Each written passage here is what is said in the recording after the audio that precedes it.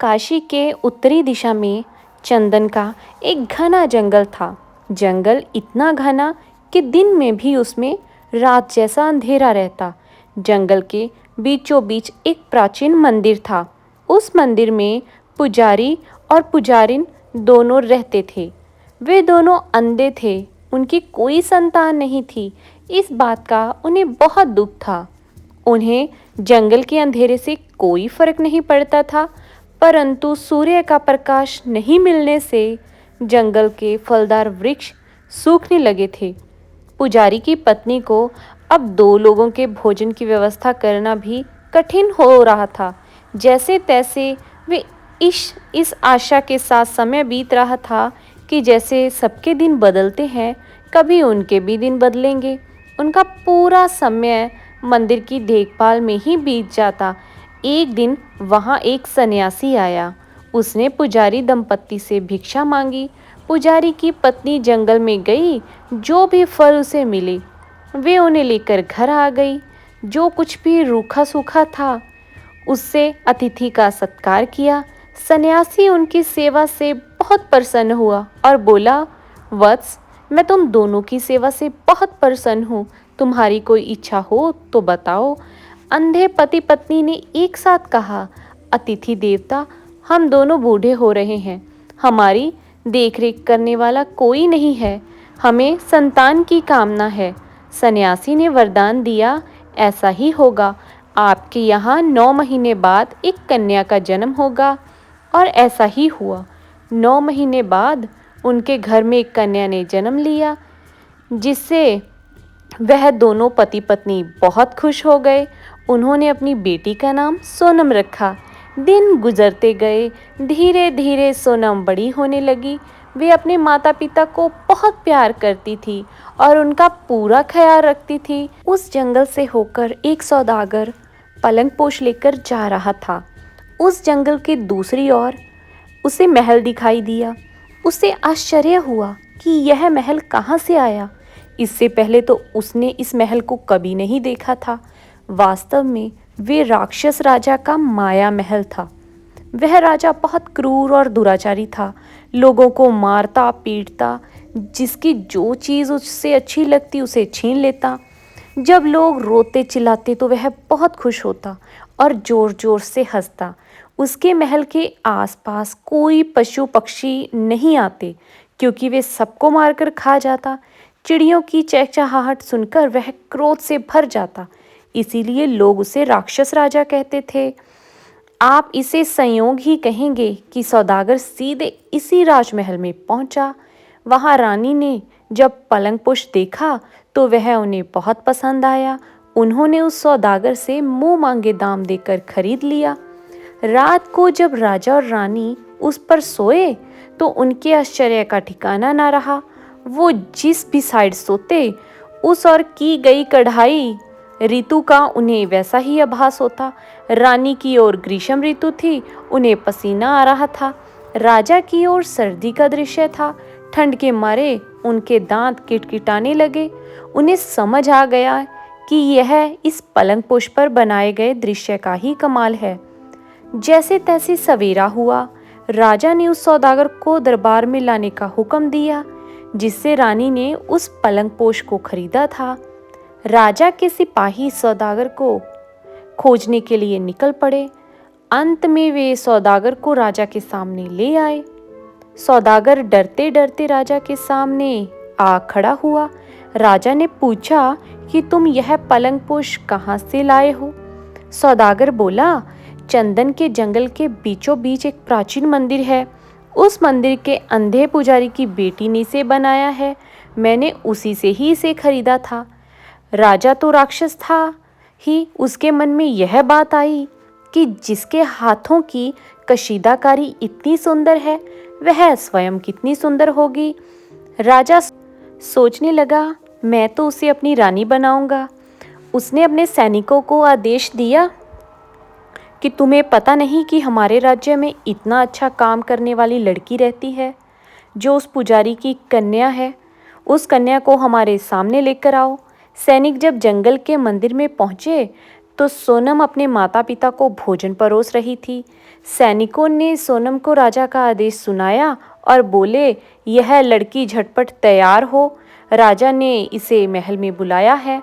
सोनम ने पूछा, पर मुझे क्यों बुलाया है? तो सैनिकों ने जवाब दिया कि बस कोई सवाल मत करो, जल्दी चलो। सोनम ने कुछ सोचा और उत्तर दिया, मैं अभी अपने माता पिता को भोजन करा रही हूँ, इसके बाद मुझे उनके संध्या के भोजन की व्यवस्था भी करनी है। ये सब करने के बाद ही मैं आप लोगों के साथ चलूँगी। सैनिकों ने उसकी एक नहीं सुनी और उसे ज़बरदस्ती उठाकर राजा के दरबार में ले गए। तो जैसे ही राजा ने सोनम को देखा, वे उसकी सुंदरता को देखकर उस पर मोहित हो गया। उसने तुरंत ही सोनम के सामने जो है विवाह का प्रस्ताव रखा। उसका हाथ पकड़कर बोला कि तुम्हारे हाथों में जादू है, तुम कितनी अच्छी जो है कशीदाकारी करती हो, मुझे तुम्हारे बारे में पहले क्यों नहीं पता चला? मैं तुमसे अभी विवाह करना चाहता हूँ। सोनम निर्भीक और निडर थी। उसने अपने हाथ जोर से छुड़ाए और कहा, व्यर्थ की बातें मत करो, मुझे घर जाने दो। मेरे अंधे माता पिता मेरी राह देख रहे होंगे, मुझे घर में बहुत काम है। राजा कहाँ मानने वाला था?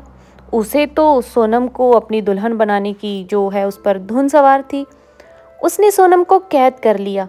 सोनम बहुत रोई, गिड़गिड़ाई, परंतु राजा ने उसकी एक नहीं सुनी। पहली रानी ने अपने पति को समझाने की कोशिश की तो राक्षस राजा को उस पर भी गुस्सा आ गया। उसने उस रानी को भी कैदखाने में डाल दिया। राक्षस राजा बार बार सोनम के सामने विवाह का प्रस्ताव रखता और सोनम उसे ठुकरा देती। समय बीतने के साथ ही बंदी बनी सोनम की चिंता बढ़ती जा रही थी। वे अपने माता पिता को याद करके विलाप करने लगी। बार बार कहने सुनने पर भी सोनम ने उस राजा की बात नहीं मानी। अंत में उस दुराचारी राजा को एक योजना सूझी। उसने बेल बूटे बनाने वाली पूरी सामग्री सोनम को देते हुए कहा कि मुझे बहुत दिन हो गए हैं कोई मुर्गा देखे हुए, तुम मेरे लिए 7 दिनों के अंदर अंदर ऐसा मुर्गा तैयार करो जो बिल्कुल सजीव लगे। ऐसा कर सको तो मैं तुम्हें आज़ाद कर दूंगा। भूखी प्यासी सोनम ने मुर्गा बनाना शुरू किया। 7वें दिन काम पूरा हुआ। सोनम को अपने माता पिता की याद आ रही थी।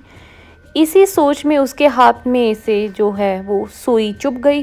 उंगली से खून बहने लगा। खून की एक बूंद मुर्गे की कलगी पर पड़ी तो मुर्गे ने उसे मोती समझकर मुंह में डाला। उसी समय वो सचमुच जीवित होकर इधर उधर उड़ने लगा। राजा 8वें दिन मुर्गे को देखने गया। एक मुर्गे को इधर उधर कूदते फांदते देखकर राजा को आश्चर्य तो बहुत हुआ, पर उसके मन में बेईमानी आ गई। उसने सोचा, यदि मैंने यह मान लिया कि यह धागे की कढ़ाई से बनाया गया मुर्गा है तो यह सुंदर कन्या लौट जाएगी और मुझसे विवाह नहीं करेगी। वे सोनम को अपनी ओर खींचकर बोला कि मुर्गा तो पहले से ही इस महल के आसपास घूमता फिरता था, तुम्हारा कशीदाकारी वाला मुर्गा कहाँ है? राजा की बात सुनकर मुर्गे को बहुत गुस्सा आया। वो जोर जोर से बांग देने लगा। इस पर भी राजा ने सोनम को नहीं छोड़ा। तो मुर्गा राजा की दाढ़ी पर जपने लगा और उसे नोचने लगा। राजा ने सोनम को छोड़ते हुए कहा, अभी तो मैं तुम्हें छोड़ देता हूँ, परंतु तुम्हें 1 हफ्ते का समय देता हूँ। इस बीच हमारे लिए जंगल में घूमता नाचता मोर बना कर दो, तभी मैं तुम्हें छोड़ूंगा, नहीं तो जिंदगी भर तुम्हें यहीं कैद में रहना होगा। तुम्हारे अंधे माता पिता को भी मैं कैद खाने में डाल दूंगा। बेचारी सोनम फिर से रात दिन लगाकर मोर बनाने में जुट गई। 7 दिनों में मोर बन गया। सोनम को अपने माता पिता की याद आई तो आंखों से आंसू बहने लगे। उसके आंसुओं से एक लकीर बनी ही थी कि तभी राक्षस राजा वहां आ गया। उसने देखा कि सोनम का बनाया हुआ मोर इतना सजीदा लग रहा था जैसे वह सचमुच नाच रहा है। इस पर भी राजा का मन नहीं भरा। वह बोला, यह कोई मोर है? यह तो सांप जैसा है। मैंने तुम्हें मोर बनाने को कहा था। अब या तो यहीं बंधी रहो या मुझसे विवाह करने के लिए हाँ कर दो। सोनम ने जब यह सुना तो आंसू से बनी हुई लकीर की ओर देखा। देखते ही देखते वो लकीर सचमुच में सांप में बदल गई। अगले ही क्षण उस सांप ने उस राक्षस राजा को ढस लिया। राक्षस राजा वहीं पर मारा गया। उसके मरते ही वह लकीर सूख गई और सांप भी अदृश्य हो गया। कढ़ाई वाला मोर सजीव मोर बनकर सोनम के सामने नाचने लगा। सोनम मोर की सुंदरता और नाच को देखकर बहुत खुश हो गई। सोनम ने राक्षस राजा की पहली रानी को कैद से छुड़ाकर राक्षस राजा का राज्य उन्हें सौंप दिया। रानी ने अपने सैनिकों को आदेश दिया कि सोनम को पूरी हिफाजत के साथ उसके माता पिता के पास छोड़कर आएं। सैनिक रानी के आदेशानुसार सोनम को उसके माता पिता के पास लेकर गए। सोनम ने अपने माता पिता से सोनम के माता पिता ने जब अपनी बेटी को वापस आते हुए देखा तो वह बहुत खुश हुए। अब कोई योग्य सा वर देखकर उसके माता पिता ने सोनम का विवाह था वो कर दिया और सौभाग्य से उन्हें दामाद भी बहुत अच्छा मिला जो उनका अपने माता पिता की तरह ही ख्याल रखता था। इस तरह सोनम के जीवन में आए हुए कष्ट, दुख, दर्द वो दूर हो गए और वह अपने माता पिता के साथ और अपने पति के साथ आनंद से जीवन बिताने लगी। इसी तरह यह कहानी यहीं पर समाप्त होती है। आपको ये कहानी कैसी लगी? अगर आपको ये कहानी अच्छी लगी तो कृपया इस कहानी को अपने दोस्तों के साथ, अपने परिवार के साथ शेयर कीजिए और ज़्यादा से ज़्यादा चैनल को सब्सक्राइब कीजिए ताकि आगे भी हम आप लोगों के लिए ऐसी ही और अच्छी अच्छी कहानियाँ लेकर आती रहें। धन्यवाद।